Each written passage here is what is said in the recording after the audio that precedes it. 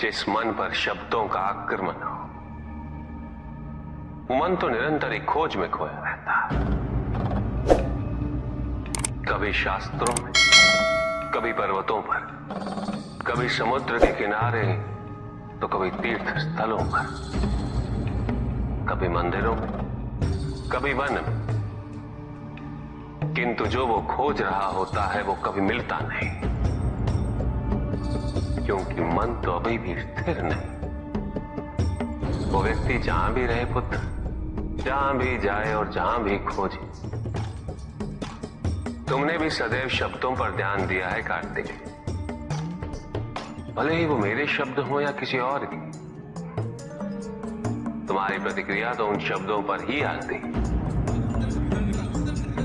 और जो मन केवल शब्दों को सुनता है,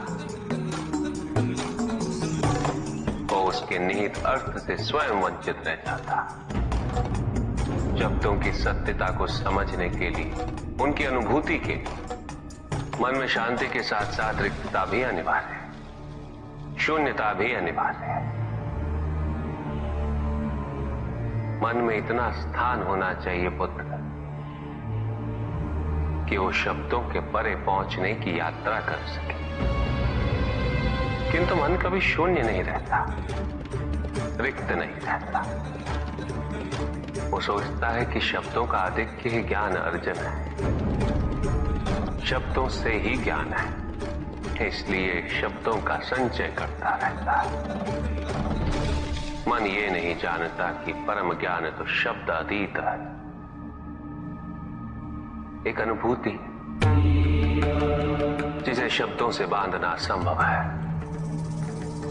शब्दों का अपना मूल्य क्या है कार्तिक?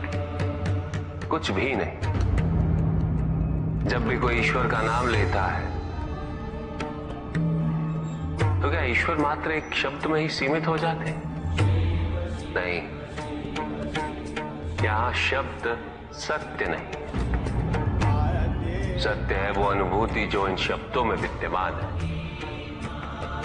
यदि शब्द ही सत्य होते तो मात्र भोजन कह देने से व्यक्ति की क्षुधा शांत हो जाती। इसीलिए माता शब्दों की नहीं पुत्र, उस अनुभूति की है जो उन शब्दों से संबद्ध है। यदि शब्द नहीं भी होते तो वे ईश्वर अवश्य होते। यदि शब्द नहीं भी होते तो सुख और दुख की अनुभूति अवश्य होती, जल की शीतलता की अनुभूति होती,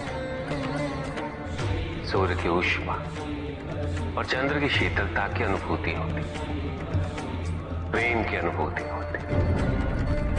किंतु यदि अनुभूतियां ना हो तो शब्द निरर्थक है।